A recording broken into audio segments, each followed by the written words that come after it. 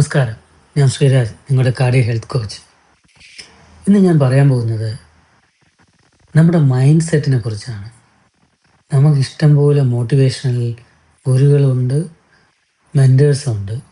പക്ഷേ കാർഡിയാക് ഡിസീസിൻ്റെ കാര്യത്തിൽ വരുമ്പോൾ ഈ മെൻറ്റർഷിപ്പുകളൊന്നും ഫലവത്താവുന്നില്ല എന്നുള്ളതാണ് സത്യം. ഇത്രയും മെൻറ്റർഷിപ്പും കാര്യങ്ങളും ഉണ്ടായിരുന്നിട്ട് പോലും എന്തുകൊണ്ട് നമ്മൾ നന്നാകുന്നില്ല എന്നൊരു ക്വസ്റ്റ്യൻ പലപ്പോഴും ചോദിക്കാറില്ലേ? അപ്പോൾ പ്രശ്നം മെൻറ്റർഷിപ്പിൻ്റെ അല്ല, നമ്മൾ റിസീവ് ചെയ്യുന്ന, അതായത് റിസീവേഴ്സിനായ നമ്മളുടെ ഒരു മൈൻഡ് സെറ്റിൻ്റെ പ്രശ്നമാണ്.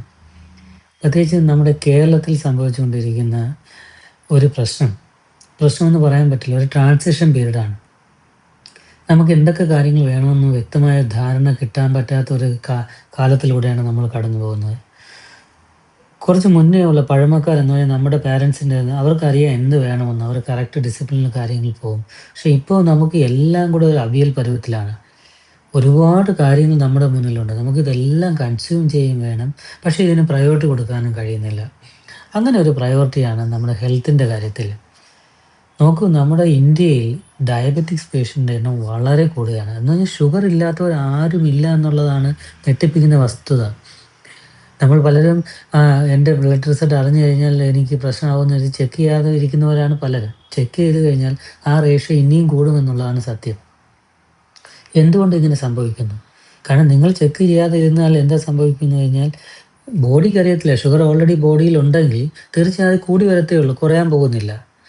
അൺലെസ് നിങ്ങളുടെ മൈൻഡ് സെറ്റ് മാറ്റണമെങ്കിൽ ആദ്യം നിങ്ങളുടെ നമ്പേഴ്സിനെ കുറിച്ച് അറിയണം, നിങ്ങളുടെ ശരീരത്തെക്കുറിച്ച് അറിയണമെങ്കിൽ ആരോഗ്യം എന്നുള്ള കൺസെപ്റ്റ് വളരെ വ്യക്തമായും അടുത്തൊരു 10-20 വർഷത്തേക്ക് ഹെൽത്തി ആയിട്ട് ജീവിക്കണം. അതിൻ്റെ അർത്ഥം എന്ന് പറഞ്ഞാൽ അസുഖങ്ങൾ വരുന്നത് തടയണമെന്ന് മാത്രമല്ല, മെൻ്റൽ സ്റ്റാറ്റസ്, പിന്നെ നമ്മുടെ കാർഡിയക് വലിയ ഡിസീസുകളെന്ന് എപ്പോഴും നമ്മൾ പറഞ്ഞ ഹാർട്ട് ഡിസീസുമായിട്ട് ബന്ധം. എന്തുകൊണ്ടെന്ന് വെച്ച് കഴിഞ്ഞാൽ ഹാർട്ട് തന്നെയാണ് നമ്മുടെ ശരീരത്തിലെ എൻജിൻ.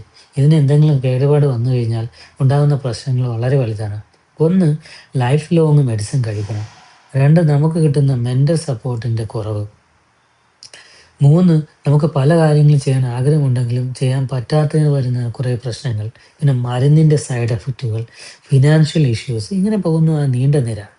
അപ്പോൾ തീർച്ചയായിട്ടും നിങ്ങളൊരു മൈൻഡ് സെറ്റ് ഇപ്പോഴും തന്നെ മാറ്റിയില്ലെങ്കിൽ നിങ്ങൾ വീണ്ടും നമ്മുടെ ആരോഗ്യ രംഗത്ത് കൂടുതൽ കോൺട്രിബ്യൂഷൻ കൊടുക്കുകയാണ് എന്ന് പറഞ്ഞാൽ ആസ് എ പേഷ്യൻ്റ്.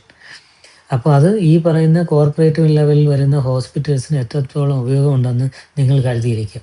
നിങ്ങൾ വെറുതെ കോർപ്പറേറ്റ് വരുന്നതിനെക്കുറിച്ച് ആശങ്കപ്പെട്ടൊരു കാര്യമില്ല. കോർപ്പറേറ്റ് ഹോസ്പിറ്റലിന് വളരെ എഫിഷ്യൻ്റായിട്ട് മോണിറ്റർ ചെയ്യണമെങ്കിൽ നമ്മുടെ ഇമ്പോർട്ടൻസ്